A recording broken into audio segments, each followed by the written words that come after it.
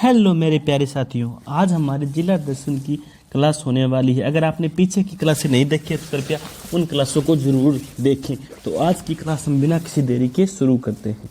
तो आज हम ईश्वरी सिंह पर बात करने वाले हैं, जो कि 1743 से लेकर 1750 ईस्वी तक रहा। यानी जो हमारा ईश्वरी सिंह था ना, तो 1743 से लेकर 1750 ईस्वी तक रहा।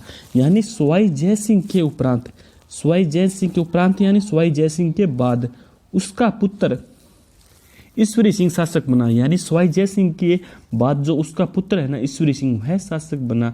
इन्हें जागृत देव व भूमिया देव भी कहते हैं। तो सवाई जय सिंह को किस नाम से जाना जाता है?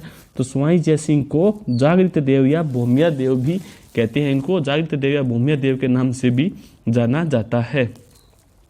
फिर क्या है, इससे प्रेरित होकर ईश्वरी सिंह के छोटे भाई माधो सिंह ने कोटा, बूंदी और मराठा की सेनाओं को उसके विरुद्ध आमंत्रित कर लिया। यानी इससे प्रेरित होकर ईश्वरी सिंह के छोटे भाई माधो सिंह ने कोटा, बूंदी और मराठों की सेनाओं को उसके विरुद्ध आमंत्रित कर लिया। फिर क्या है, सवाई ईश्वरी सिंह ने इन संयुक्त सेनाओं को टोंक के निकट राजमहल के युद्ध 1 मार्च 1747 में बनास नदी के किनारे पराजित कर दिया। यानी सवाई ईश्वरी सिंह ने इन संयुक्त सेनाओं को टोंक के निकट राजमहल के युद्ध 1 मार्च 1747 में बनास नदी के किनारे पराजित कर दिया था। फिर क्या है, इस विजय के उपलक्ष्य में उसने जयपुर के त्रिपोलिया बाजार में सरगासुली या इसरलाठ नामक मीनार का निर्माण करवाया। यानी इस युद्ध के उपलक्ष्य में उसने जयपुर के त्रिपोलिया बाजार में सरगासुली या इसरलाठ नामक मीनार का निर्माण करवाया। सरगासुली को जयपुर की कुतुब मीनार भी कहते हैं। इसका शिल्पी गणेश खोवन था। यानी जिसका शिल्पी कौन था? इसका जो शिल्पी था ना, वह गणेश खोवन था। यह मुगल राजपूत शैली में बनी इमारतें है। इसे जयपुर का विजय स्तंभ भी कहते हैं। तो जयपुर का विजय स्तंभ किसे कहते हैं? रसासुगुली या फिर इसरलाट को। फिर आगे क्या है, आगे है हमारा 1750 ईस्वी में मराठों के आक्रमण से त्रस्त होकर ईश्वरी सिंह ने अपनी 3 रानियों एवं एक पासवान के साथ आत्महत्या कर ली। यानी 1750 ईस्वी के अंदर मराठों के आक्रमण से त्रस्त होकर ईश्वरी सिंह ने अपनी 3 रानियों और एक पासवान के साथ आत्महत्या कर ली। फिर क्या है, ईश्वरी सिंह की छतरी है ना, ईश्वरी सिंह की छतरी सिटी प्लेस जयपुर में बनी हुई है। तो ईश्वरी सिंह की जो छतरी है वह कहाँ बनी हुई है? तो ईश्वरी सिंह की छतरी सिटी प्लेस ऑफ जयपुर के अंदर बनी हुई है। कृष्ण कवि ने ईश्वरी विलास ग्रंथ लिखा। तो ईश्वरी विलास ग्रंथ किसने लिखा? कृष्ण कवि ने। तो कृष्ण कवि ने कौन सा ग्रंथ लिखा? कृष्ण कवि ने ईश्वरी विलास ग्रंथ लिखा। उसके बाद क्या है, उसके बाद है हमारा माधो सिंह प्रथम। तो माधो सिंह प्रथम कब बना? 1750 से लेकर 1768 तक। 1750 से लेकर 1768 तक है ना, 1750 से 1768 तक माधो सिंह प्रथम शासक रहा। उसके बाद क्या है, ईश्वरी सिंह के उपरांत उसका भाई माधो सिंह प्रथम शासक बना, जिसने 1750 से 1768 ईस्वी तक शासन किया। माधो सिंह प्रथम 7 फीट लंबा, 3 फीट चौड़ा, ऊंची कद काठी का शासक था। उसके समय जयपुर की जनता ने मराठों को घेर कर आक्रमण किया, जिसमें लगभग 2000 मराठा मारे गए। माधो सिंह प्रथम 7 फीट लंबा था और 4 फीट चौड़ा था। ऊंची कद काठी का शासक था। इसके समय जयपुर की जनता ने मराठों को घेर कर आक्रमण किया, जिसमें लगभग 2000 मराठे मारे गए। फिर अगला कौन सा? अगला है काकोंड का युद्ध। काकोंड का युद्ध कब हुआ? अक्टूबर 1559 ईस्वी के अंदर काकोंड का युद्ध हुआ, जो कि टोंक में हुआ। यह युद्ध 1759 ईस्वी को सवाई माधो सिंह प्रथम व मल्हार राव होलकर के मध्य हुआ था, जिसमें सवाई माधो सिंह प्रथम विजय हुए।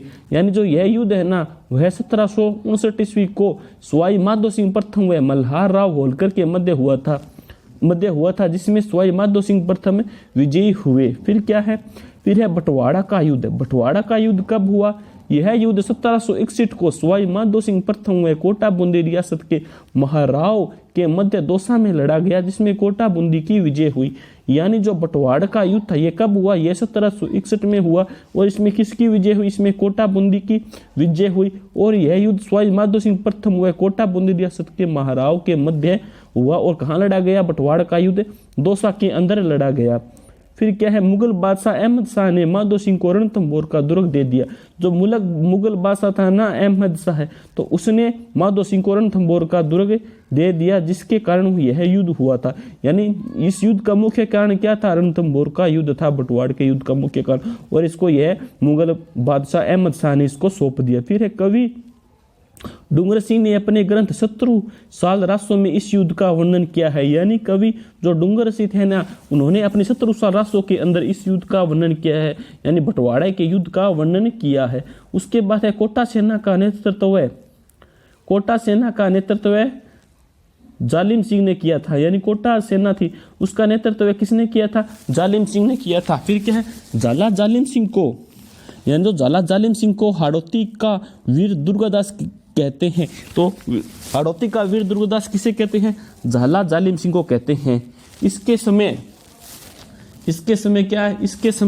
व्रजपाल, इसके समय जो कोटा सेना थी ना, उसका नेतृत्व किसने किया था, कोटा सेना का नेतृत्व झाला जालिम सिंह ने किया था।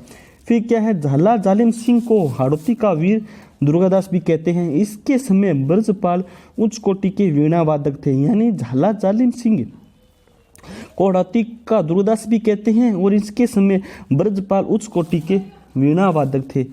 इनके दरबारी कवि द्वारकानाथ भट्ट ने गलता, गीत, वाणी, वैराग्य नामक ग्रंथों की रचना की थी। यानी जो इसके दरबारी कवि द्वारकानाथ भट्ट ने जो गलता, गीत, वाणी, वैराग्य नामक ग्रंथों की रचना की। सवाई माधो सिंह प्रथम ने 1763 ईस्वी में रणथंभौर के निकट सवाई माधोपुर नगर की स्थापना की थी। यानी सवाई माधो सिंह प्रथम ने 1763 ईस्वी में रणथंभौर के निकट सवाई माधोपुर नगर की स्थापना की थी। जयपुर में मोती डूंगरी पर स्थित महलों का निर्माण भी सवाई माधो सिंह द्वारा ही किया गया है। यानी जयपुर के अंदर जो मोती डूंगरी पर स्थित महलों का जो निर्माण है ना, वह भी सवाई माधो सिंह के द्वारा किया गया है। आगे क्या है,